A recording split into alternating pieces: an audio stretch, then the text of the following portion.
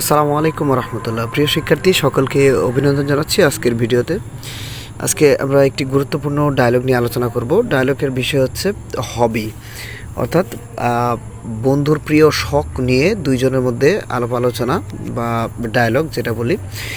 Dialogue লেখার ক্ষেত্রে আমরা প্রথমে একটা হেডিং দিতে পারি। স্বাভাবিকভাবে এটা দিলে ডায়লগের একটি সৌন্দর্য বৃদ্ধি পায়। ওকে, যেমন এখানে দিয়েছি, a dialogue between Runa and Soma about the hobby is given below.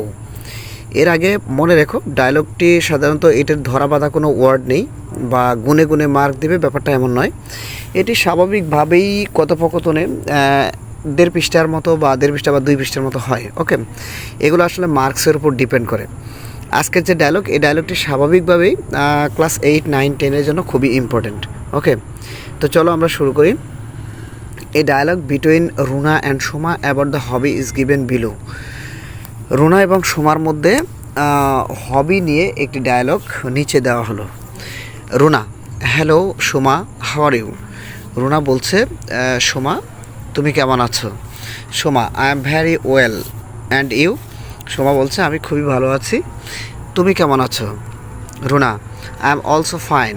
Runa বলছে, আমি ভালো আছি। What are you doing now? তুমি এখন কি করছো?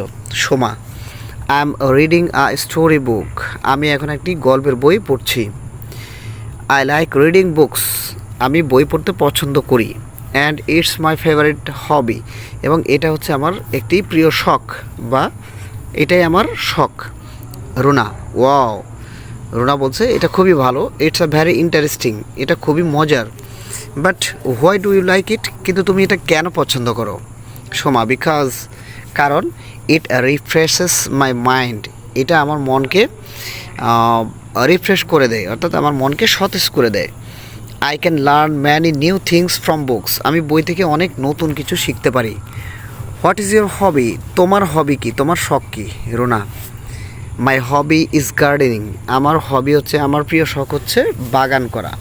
I spend my free time in my garden. আমি আমার অবসর সময়টি বাগানে কাটিয়ে দিই বা বাগানের জন্য খরচ করি। I enjoy it very much. আমি এটা খুবই উপভোগ করি। Soma: this is very nice. এটা খুবই ভালো।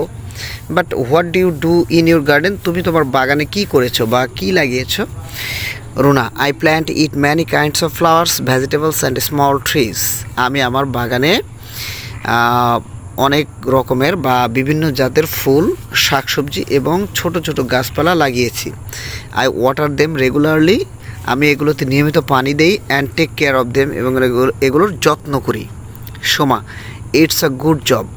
সোমা: এটা খুবই ভালো, এটা খুবই ভালো কাজ। Gardening is also useful for the environment. একটি বাগান আমাদের চারপাশের পরিবেশের জন্য খুবই উপকারী বা খুবই ভালো। Runa: you are right. তুমি সঠিক বলেছ। It makes our environment beautiful and fresh. একটি বাগান আমাদের চারপাশের পরিবেশকে সুন্দর রাখে এবং সতেজ রাখে। সোমা: আই থিঙ্ক, আমি মনে করি, every person should have a hobby like আস। প্রত্যেকটা ব্যক্তির আমাদের মতো হবি থাকা উচিত বা শখ থাকা উচিত। Runa: I agree with you. আমি তোমার সাথে একমত। Hobbies also develop our skills and creativity. Hobby বা শখ মানুষের বা আমাদের হচ্ছে দক্ষতা এবং সৃজনশীলতা বৃদ্ধি করে বা উন্নত করে। Soma: thanks for your ideas.